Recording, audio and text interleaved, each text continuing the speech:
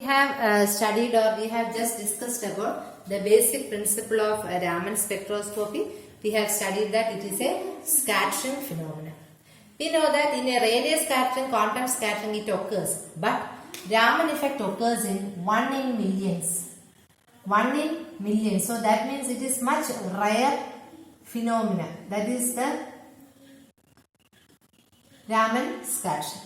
Now, this Raman scattering was explained by two theories, that is our classical theory and our quantum theory. We had two theories that explains both the Raman scattering. So, we have considered that our electromagnetic waves or the light, they have two nature, right? One is the particle nature and another is our wave nature. So, our wave nature and particle nature. We know that our wave nature was explained by our classical theory and our particle nature was explained by our quantum theory. Right? So let's now start with basically with the quantum theory. Okay. Now according to quantum theory we can say that light is considered to have discrete particles. Like particles, they are known by the name photons. According to quantum theory, so Raman spectroscopy or Raman scattering can be explained, or it was explained using two theories, classical theory and the quantum theory. Quantum theory is based on the particle nature of the light, whereas classical theory is based on the wave nature of light. Okay. So according to quantum theory, light is considered as discrete particles. They are known as photons. And these photons have an energy h nu, where nu is the frequency of the light and h is the Planck's constant. Okay. Now, and this classical theory was actually explained by our polarizability principle, which we will explain. Now, let us start with our quantum explanation. What is quantum theory explain, or how does quantum theory gives an expression for our Raman spectroscopy? Okay.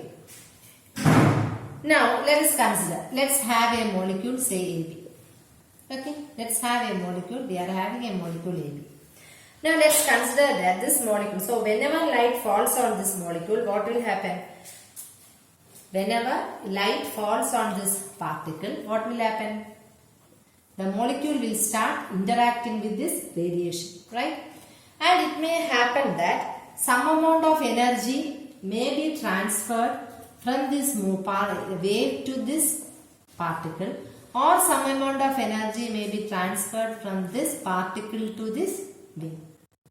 There are two possibilities. We are considering a molecule, we are having a molecule here, and we are assuming an electromagnetic radiation to be incident. Electromagnetic radiation is a molecule. രണ്ട് കാര്യം സംഭവിക്കാം. ഒന്ന് electromagnetic റേഡിയേഷനിൽ നിന്നും molecule energy absorb ചെയ്യാം, അല്ലെങ്കിൽ ഈ മോളിക്യൂളിൽ നിന്നും ആർക്ക് electromagnetic റേഡിയേഷന് energy absorb ചെയ്യാം. Okay, that is the two possibilities. അപ്പൊ ഇങ്ങനെ പറഞ്ഞുകൊണ്ടാണ് നമ്മൾ ഇതിന് എന്തെന്ന് പറയുന്നത്?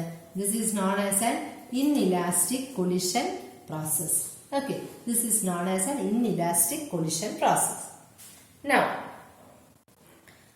so let us write two possibilities. That is, when an electromagnetic radiation falls on a molecule, when an electromagnetic radiation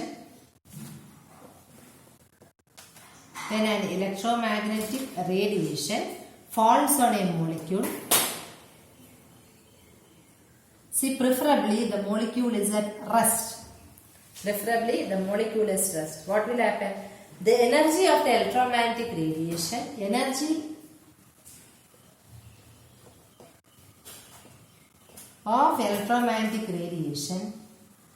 will be transferred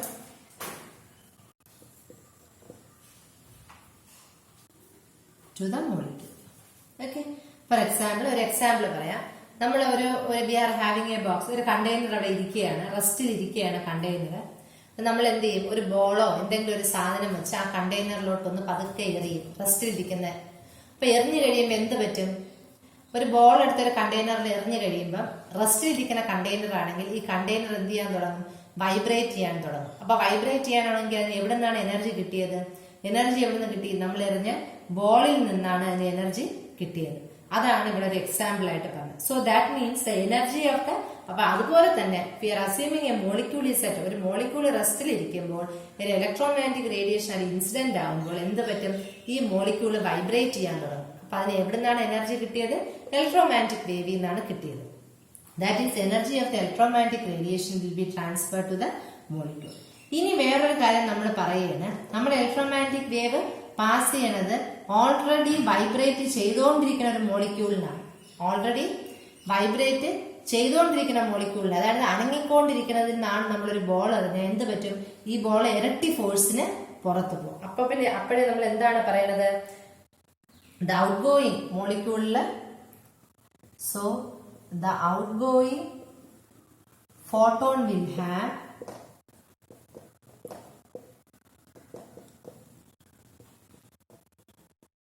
larger energy. Okay, so the outgoing electromagnetic wave will have larger energy than the incoming. Incoming molecule energy E1 ആണെങ്കിൽ outgoing E2 ആണെങ്കിൽ നമുക്ക് പറയാം E2 is greater than E1. അങ്ങനെ നമുക്ക് പറയാം. So that is what quantum theory states. ഇനി നമുക്കിതിനെ we can represent it in terms of a virtual diagram. Okay. So, ഇനി നമ്മൾ പറയുകയാണ്, now the energy of this incoming radiation will decide whether it should have a rotational വേണോ vibrational effects വേണോ എന്നുള്ളത് ആരാണ് decide ചെയ്യാൻ പോകുന്നത്? ഈ ഇൻകമിംഗ് വേവ് ആണ് ഡിസൈഡ് ചെയ്യാൻ പോകുന്നത്. നമുക്കിനി ഒരു എനർജി ലെവൽ ഡയഗ്രാം വരയ്ക്കുകയാണ്. നമുക്കിവിടെ ഒരുപാട് വൈബ്രേഷണൽ ലെവൽസ് ഉണ്ട്, അതിനകത്ത് ഫൈൻ റൊട്ടേഷണൽ എനർജി ലെവൽസ് ഉണ്ട്. This B the ground state, excited state, അങ്ങനെ അങ്ങ് പോകുന്നുണ്ട്. ഓക്കെ, അതായത് നമ്മൾ പറയുന്നത് മോളിക്യൂൾസിന് ഡിഫറെന്റ് വൈബ്രേഷണൽ എനർജി ലെവൽസും ഉണ്ട്. ഈ എനർജി ലെവൽസ് തമ്മിൽ there is a difference also. Okay, now let us assume ഒരു 2 ലെവൽ എനർജി ലെവലുള്ള ഒരു മോളിക്യൂൾ നമ്മളിങ്ങനെ ഒരു ഗ്രൗണ്ട് സ്റ്റേറ്റും ഒരു എക്സൈറ്റഡ് സ്റ്റേറ്റും ഉണ്ട്. ഓക്കെ, now നമ്മൾ പറയുന്നത് we are having a molecule here. അവിടെ ഒരു മോളിക്യൂൾ ഉണ്ട്. ആ molecule we are giving that molecule a certain amount of energy, say h nu. So it has absorbed energy and it has gone to a higher energy level. Say this be known as virtual state. This is known as a virtual state. Okay. ഇനി എന്ത് പറ്റും? കുറച്ച് കഴിയുമ്പോൾ this radiation as it has gone up, it is again coming back to its original position. So this is known as Rayleigh scattering. അതായത് ഒരു energy ഇവിടെ വന്ന് വീണു, ഇവിടുന്ന് നേരെ അത് വെർച്വൽ സ്റ്റേറ്റിൽ പോയി, അത് താഴെ വന്നപ്പോൾ it has also given out a photon. It has also given out a photon with the same energy h nu. There was no energy, അതായത് ഇൻകമിങ്ങും സ്കാറ്റേർഡിനും സെയിം ഫ്രീക്വൻസി ആയിരുന്നു. There was no exchange of energy. എത്രയാണോ ഇങ്ങോട്ട് വന്നത് അത് തന്നെയാണ് photon അങ്ങ് തിരിച്ചു പോയത്. അതിനെയാണ് നമ്മൾ റേലേ സ്കാറ്ററിംഗ് അല്ലെങ്കിൽ ഇലാസ്റ്റിക് അല്ലെങ്കിൽ പെർഫെക്റ്റ്ലി ഇലാസ്റ്റിക് സ്കാറ്ററിംഗ് എന്ന് പറയുന്നത്. Another condition can happen, അതായത് you are having a molecule here, again you are having a molecule here, you are allowing a certain amount of electromagnetic radiation to fall on it. What will happen? It will again have a transition to the higher energy state. Say this is the virtual state. ഇതാണ് virtual സ്റ്റേറ്റ്. പക്ഷെ എന്ത് പറ്റും? It is coming back to the excited first excited സ്റ്റേറ്റിൽ വരും. അതായത് ഇവിടെ ഇതിനൊരു എനർജി ഡിഫറൻസ് ഉണ്ട്. ദിസ് ഡെൽറ്റ ആ എനർജി ഡിഫറൻസ് എന്ന് പറഞ്ഞാൽ ഇറ്റ് ഈസ് എമിറ്റഡ് ഔട്ട്. ആ എനർജി ഡിഫറൻസ് എന്ന് പറയും. അതായത് ഇപ്പൊ നമ്മൾ പറയുന്നത് ഇതൊരു 100 joule of energy അബ്സോർബ് ചെയ്താണ് മുകളിൽ പോയെങ്കിൽ it has emitted only say 80 joules of energy. Again 20 joules of energy കുറവാണ്. അങ്ങനെയുള്ളതിനെയാണ് നമ്മൾ പറയുന്നത് സ്റ്റോക്സ് ലൈൻസ്. ഇതിനെയാണ് നമ്മൾ സ്റ്റോക്സ് ലൈൻസ് എന്ന് പറയും. ഓക്കെ, ദിസ് ഈസ് ഈ എനർജി അവിടെ ഒരു ഡിഫറൻസ് ഇൻ എനർജി ലെവൽ വരുന്നുണ്ട്. ആ that much amount of energy ആണത് പോയത്. So that is known as the Stokes lines. ഇനി നമ്മൾ പറയുന്നത് the body is already in the excited state.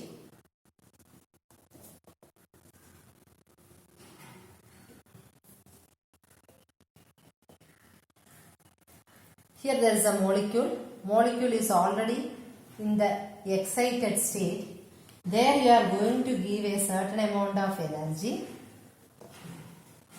What will happen? The molecule will have a transition to upper state and it will come back to the lower state by emitting the virtual state. ഇതിനെയാണ് നമ്മൾ anti Stokes lines എന്ന് പറയുന്നത്. This is what we call anti-Stokes lines. So, this is the quantum theory of explanation of Raman spectra. So, there are two theories to explain the Raman theory, Raman spectrum. One is our classical theory and another is the quantum theory. And classical theory was telling about polarizability. Quantum theory assumed that particle is having photons. They are discrete quantities called as photons. And that photons have an energy is equal to h nu. And we have studied we are having a Rayleigh scattering, that is a perfectly elastic collision, and these two, that is Stokes lines and anti-Stokes lines, these two are inelastic collisions. So they are known as Raman Stokes lines and Raman anti-Stokes line. Stokes lines means E0 ground state in the ഒരു virtual സ്റ്റേറ്റിൽ പോയിട്ട് തിരിച്ചത് first excited സ്റ്റേറ്റിൽ വന്ന് നിൽക്കും. There is a difference in energy. Virtual anti Stokes എന്ന് പറഞ്ഞാൽ already ഇത് എക്സൈറ്റഡ് സ്റ്റേറ്റിൽ നിന്ന് വെർച്വൽ സ്റ്റേറ്റിൽ പോയിട്ട് അത് നേരെ തിരിച്ച് എവിടെ വരും? കാര്യം ഇവിടുന്ന് പോകുമ്പോൾ ആ എനർജി ഈ വരുന്ന റേഡിയേഷന്റെ എനർജിയും കൂടെ അബ്സോർബ് ചെയ്ത് നേരെ ഇങ്ങോട്ട് വരും, E0 വരും. So this is the quantum explanation, quantum theory of explanation of Raman spectroscopy. Okay, thank you.